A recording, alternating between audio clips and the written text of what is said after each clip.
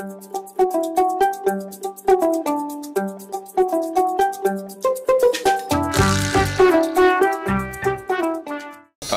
suis le lieutenant-colonel Papange Michel Diatta et je commande le groupement d'incendie de secours numéro 1 de Dakar. Voilà, donc il se trouve qu'à 0h15, on a été alerté pour un feu au marché Petersen.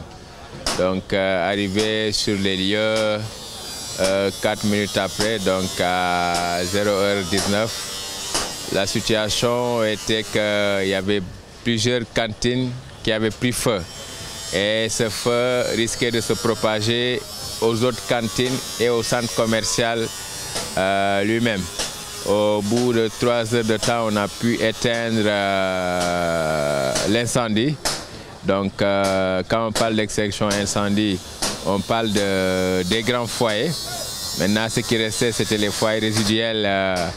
Et depuis 3 heures également, on est dessus. Là, présentement, il y a les caterpillars qui sont arrivés.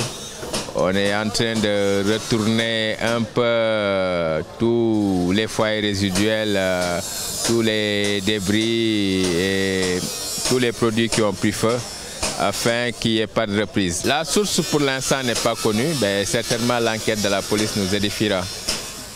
Quelles sont les difficultés que vous avez rencontrées? Les difficultés, vous les connaissez, hein, c'est du classique en ce qui concerne les marchés au Sénégal. Ici, comme vous l'avez vu, c'est un grand marché. C'est un grand marché doublé d'un garage.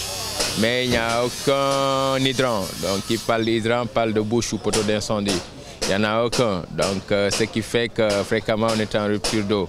Les bouches les plus proches, c'était la bouche des HLM, une bouche aux HLM. Et l'autre au niveau de l'Assemblée nationale. Convenez avec moi que c'est des distances. Et malheureusement, la pression n'était pas aussi forte. Donc on a perdu beaucoup trop de temps à mettre de l'eau dans nos citernes. Donc beaucoup de noria.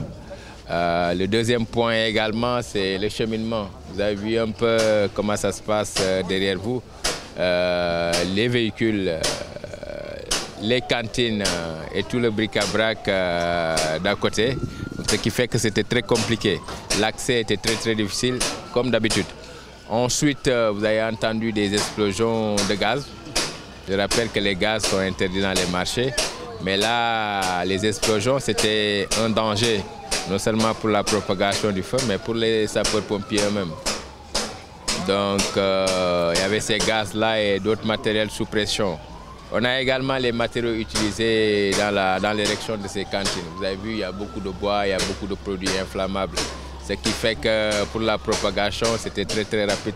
Heureusement qu'on a pu, notre principal souci, c'était de préserver d'abord le centre commercial et ensuite éviter que le feu ne se propage. Vous voyez, ces cantines, c'est sans discontinuité jusqu'à Sandaga.